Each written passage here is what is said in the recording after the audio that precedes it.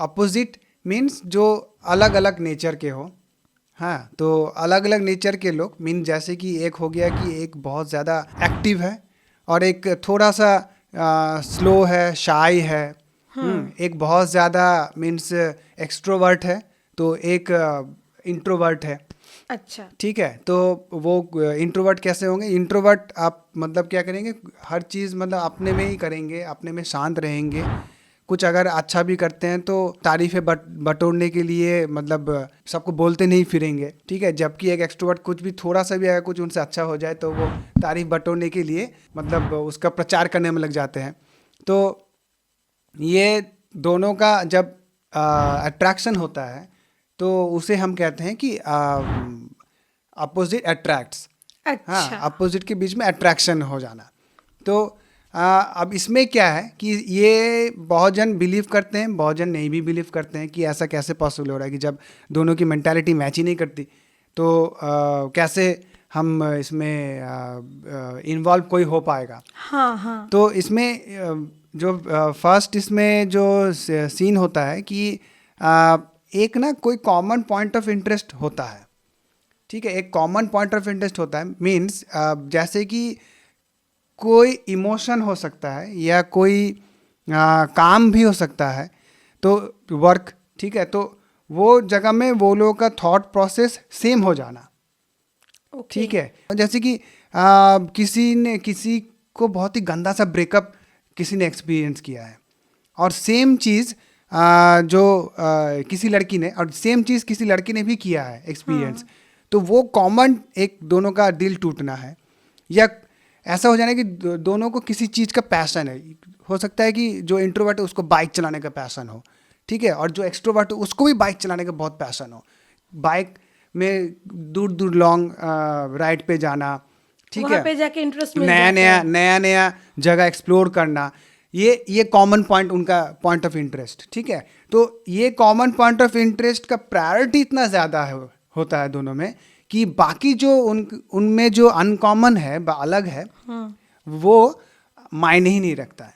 वो ओके। बाकी चीज़ों में एडजस्ट करने के लिए राजी हो जाते हैं क्योंकि वो ज़्यादा उनके लिए प्रायोरिटी में नहीं आता। प्रायोरिटी में जो आता है, मैं बस एक एग्जांपल दे रहा हूँ कि जैसे बाइकिंग हो गया, या हो गया कि खाना बनाने का कोई कॉमन पॉइंट ऑफ इंटरेस्ट है, या साफ सफाई का, क्लीनलीनेस का जो बात होता है कि दोनों में सेम टाइप का है, तो दोनों वो प्रोसेस सिमिलर वे में करते हैं, तो दोनों मतलब रहने में उनको आसानी होता है दोनों को। हाँ, साथ रहने में। तो ये चीज़ इतना प्रायर होता है उनके लिए कि बाकी जो लो प्रायोरिटी की चीज़ें हैं उनको वो एडजस्ट कर सकते हैं, उनके साथ उनका कोई पंगा नहीं होता है। ये एक पहला सीन होता है। दूसरे सीन में क्या होता है, जो बायोलॉजिकल फैक्ट है इसमें, कि जिन लोगों में ये पाया गया है कि जिन लोगों में टेस्टोस्टेरोन और एस्ट्रोजन हार्मोन्स ज़्यादा होते हैं, वही लोग ज़्यादा अपोजिट लोगों के प्रति अट्रैक्ट भी होते हैं। अच्छा। अब बाकी जो नॉर्मल मतलब जिनका जो ये हार्मोन्स का सेक्रेशन जिनमें नॉर्मल होता है, वो सिमिलर लोगों के प्रति अट्रैक्ट होते हैं। तो ये भी एक है। तो बायोलॉजिकल अगर फैक्ट की तरफ जाया जाए तो ये है। अब इसमें जब सेकंड जो सीन है कि बायोलॉजिकल जो बात है, अब इसको भी और थोड़ा ब्रेक कर सकते हैं। इसको और थोड़ा अगर ब्रेक करें तो इसमें ये निकलता है कि अगर जैसे कि हर एज का टेस्टोस्टेरोन और एस्ट्रोजन जो है वो हर एज का जो प्रोड्यूस करने का जो कैपेबिलिटी है वो अलग अलग होता है। ठीक है, तो जैसे कि 16 टू 20-21 एज में है तो उनका ज़्यादा होगा, किसी का हो सकता है कि उसके बाद थोड़ा ज़्यादा हो, फिर किसी का हो सकता है कि 30 के पहले वो कम हो जाए, किसी का हो सकता है 35 तक वैसे लेवल का उसके बाद कम होना शुरू हो, या 40। ठीक है, तो जब जब जब ये ज़्यादा होगा तब तक उनका मतलब ये चलेगा, ये इस पैटर्न में कि वो अपोजिट भी अट्रैक्ट करेगा। अच्छा अच्छा। और बाद में किसी का हो सकता है कि 1-1.5 साल तक ऐसा हुआ। ठीक है, किसी का हो सकता है कि ज़्यादा पीरियड के लिए ऐसा हो रहा है, टाइम पीरियड के लिए ऐसा हो रहा है। तो शॉर्ट टर्म हो सकता है, किसी का लॉन्ग टर्म हो सकता है। तो शॉर्ट टर्म जो रहा उसके बाद उसने अपोजिट अट्रैक्ट किया, उसका फिर अपोजिट अट्रैक्ट करने के बाद फिर वो उनके साथ रिलेशन में चले गए और फिर धीरे धीरे जब उसका जो से ये हो गया, कम हो गया हार्मोन प्रोड्यूस होना बा सेक्रेट होना, वो जब कम हो गया एस्ट्रोजन व टेस्टोस्टेरोन जो भी हो, वो कम जब हो गया तो फिर उसको धीरे धीरे रियलाइज होने लग जाता है कि मतलब ये तो मेरे टाइप का नहीं है, या ये तो फिर वो मतलब पीछे हटने लग जाते हैं।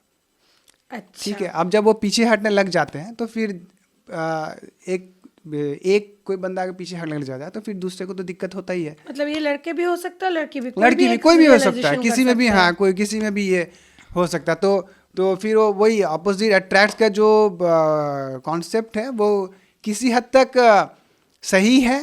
अगर कॉमन पॉइंट ऑफ इंटरेस्ट उनका प्रायोरिटी में अगर दोनों का सेम हो जाता है, दोनों priority common point of interest same हो जाता है, तो उनके लिए तो काम कर जाएगा। और अगर कोई हार्मोनल बेसिस पे अगर इसको अप्लाई करता है लाइफ पे, तो कम चांसेस होते हैं।